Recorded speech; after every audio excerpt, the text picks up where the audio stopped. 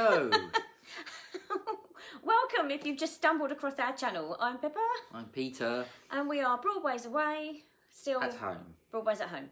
Yes. And finally, we can actually do a trip announcement update vlog. Got a few updates for you. We have finally heard news, which has taken long enough, but finally we've heard about it. So, Yes. 2020. Let's catch you up, shall we, if you weren't up to speed with what was going on with us. We had 3 trips planned this year. One 3. is hopefully going ahead. So in April, we were due to go to Edinburgh for a really nice, chilled out 4 nights. Few days, yeah. That was early April, so that was kind of at the height of the pandemic over here in the UK, so that got canned. Gutted. Everything. We have been before to Edinburgh, but... The hotel, the flight, everything was binned off by the relevant companies. But we had full refunds from everybody. Yes. So Premier Inn were fantastic, had the money back very quickly, had to give EasyJet a little bit of a kick on Twitter. And the Gatwick Parking said, yeah, 10 days, that'd be fine. 4 weeks later, Pippa kind of stumbled across a conversation with them in. Yes. And gave him a little nudge. I just said, we're still waiting for our money back. And they said, DM us. And some guy got onto it. I think sometimes it's just who's looking at the social media accounts. And yes, then got the money back. It was in my account in a couple of days. So that was that. And we drew a line under that one, didn't we? So August was our next trip. It would have been a Disney cruise on the Disney Magic. Yes, Disney Magic. It was the Northern European 7-night itinerary. Bucket list trip for us. Yeah, sort of stopping at several cities that we could sort of tick off. It was literally going to be a Eurovision cruise. Yeah, around the Baltic. Starting and stopping in Copenhagen. And along the way visiting... Tallinn. Estonia. St. Petersburg. Russia. I was really looking forward to that one. Yeah. Oh, well. What's it called? The Palace? The Winter Palace. And the Hermitage Museum. Really looking forward to that. Helsinki. In Finland. Stockholm. In Sweden. And then back to Copenhagen. But we have said we will do this cruise in maybe 2022. Yeah. And instead of going from a foreign port, we will potentially do a Dover departure. Dover. So it's just a bit easier and a bit less faff. So Disney cancelled it yesterday. Today, we're recording this on the 9th of June. All Magic European sailings got cancelled yesterday up until October. So that's all the European. The whole season. Gone, yeah. But we took advantage of Disney's offer of 125% cruise credit. Thank you, Disney. Yes, thank you very much. That has then paid in full. Trip announcement. Hang on. We're still not to the end of this one. For 2 more cruises, but we'll get to that in a second.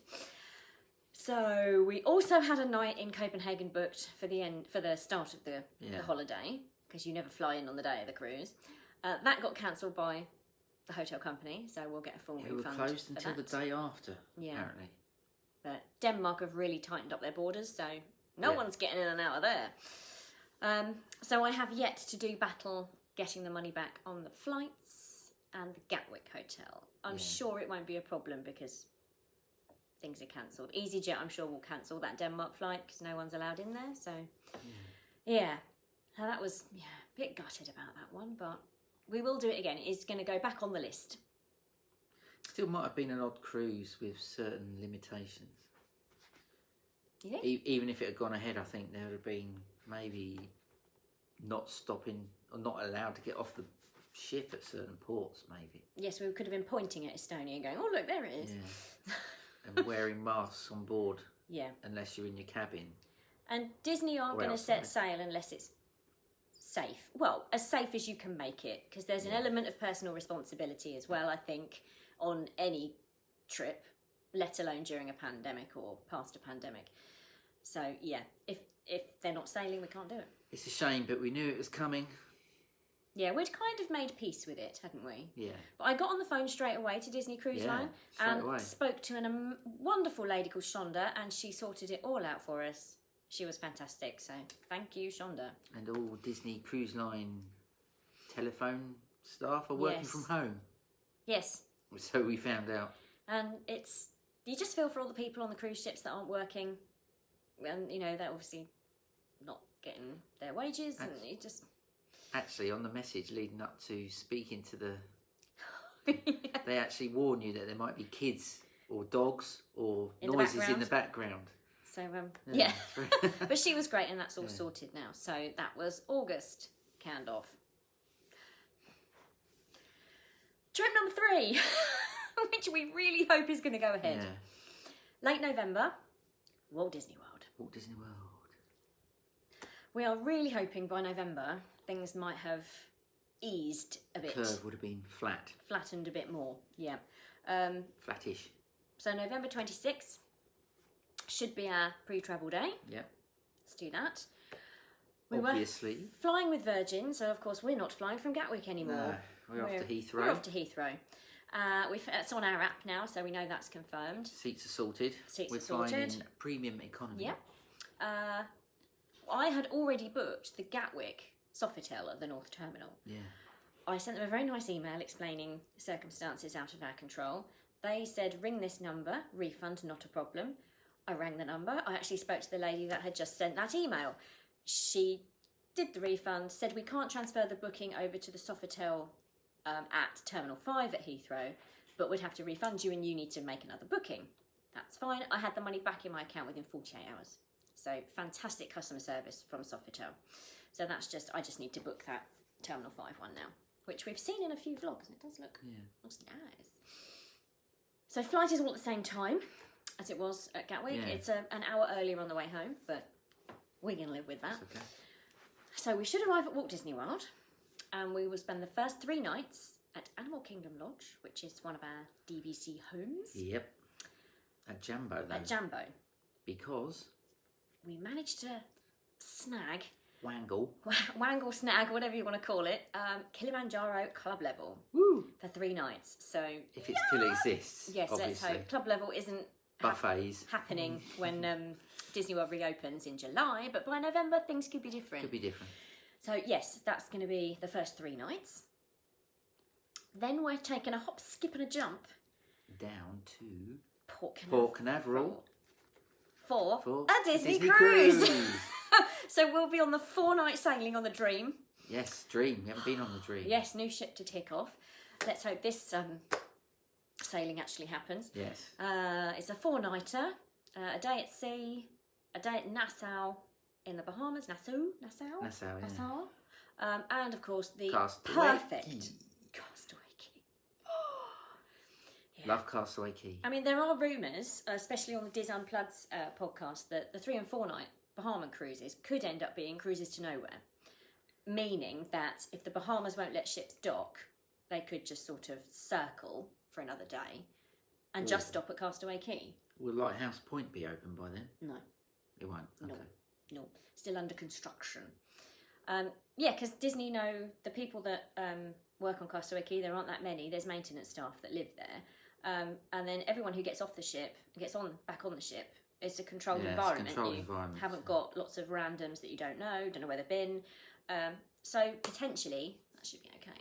So that's the cruise that's one of the cruises that managed to get paid in full with the 125% cruise credit from August. Yeah, so that's Thank paid off. you, Disney. Haven't even got to worry about that one now, even though we've missed out on the August cruise.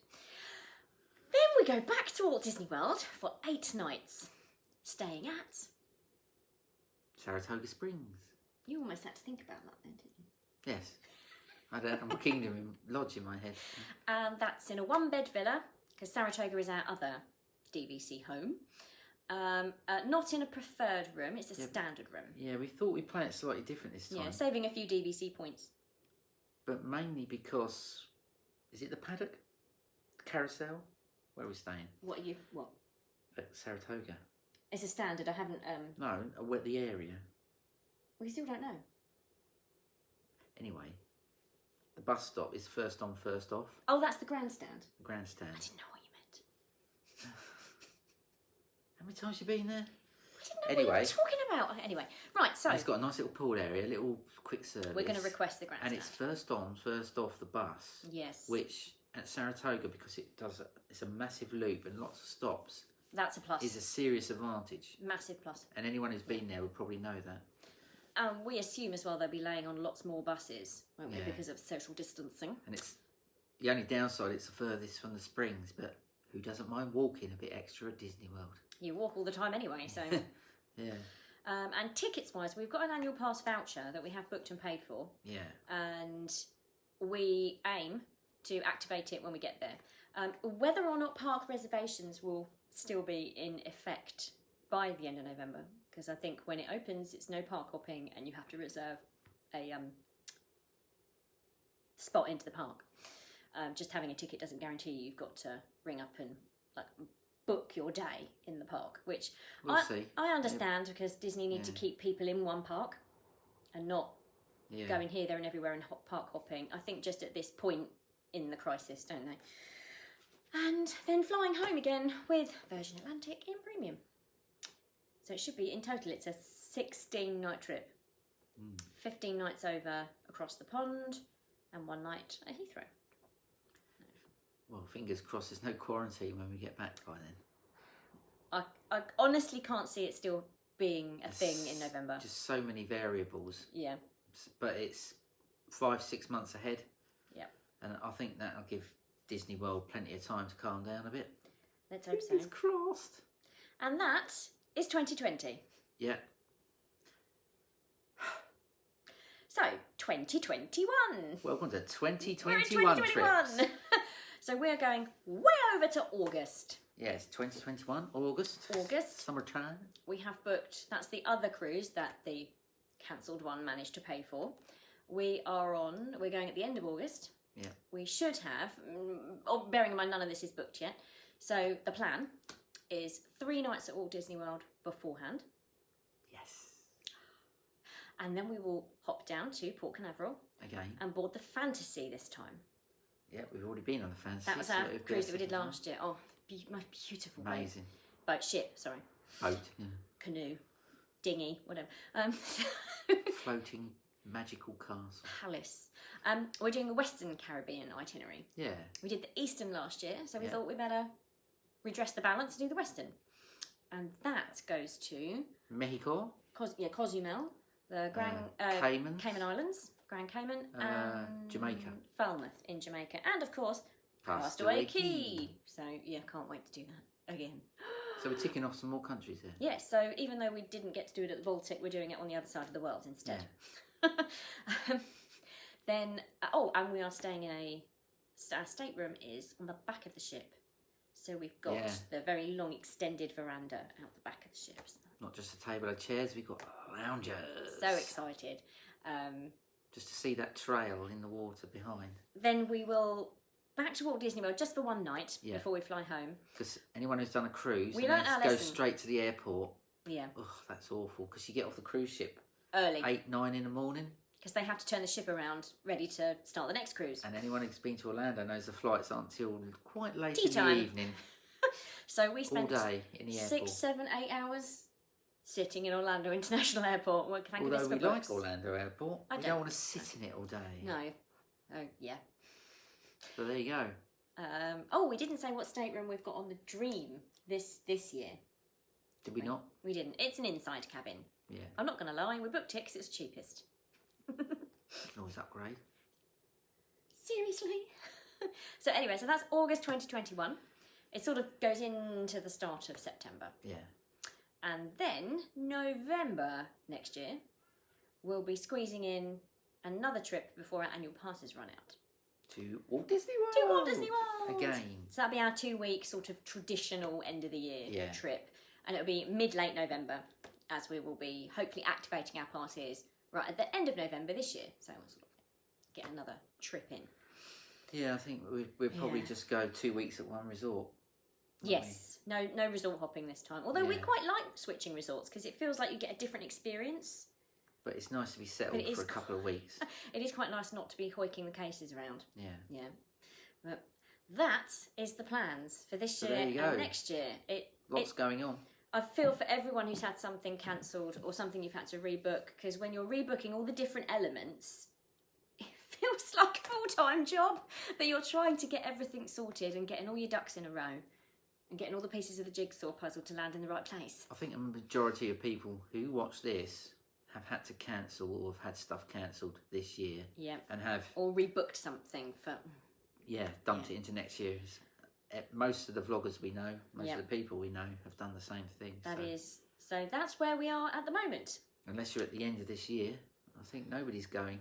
Yeah, it's... Sadly. And of course, and we understand why Disney had to get rid of all the fast passes and everyone's dining plans, because they've got to sort of start again with a clean slate with all this social distancing and only having so many people in a restaurant at reduced capacity. And yeah, I can understand why they did it, but I can also understand people's heartache as well, because you spend so long planning and so long looking forward to it and so long saving up for it. Yeah. But it's not their fault.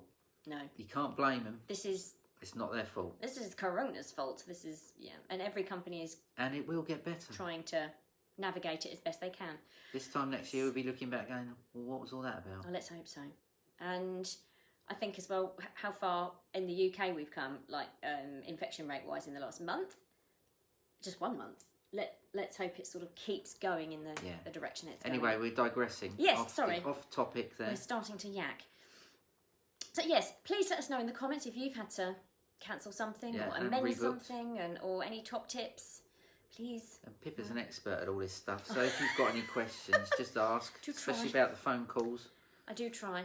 And passes, and any DVC like that. questions, I'm more than happy to answer, because I've been a member quite a long time. And I haven't. You're getting there. Yeah. So, thank you for watching, everybody. Yes, thank you. And we hope we are able to vlog this end of November trip and hopefully bring a bit of magic to you guys. Because if you can't get to Walt Disney World in the next year or so, hopefully we can make you smile. So if you like this video, please give us a thumbs up, hit the bell, subscribe. And if you haven't already, please subscribe. Yes, please. And we'll see you in the next one. Yes. Thanks for watching. Bye.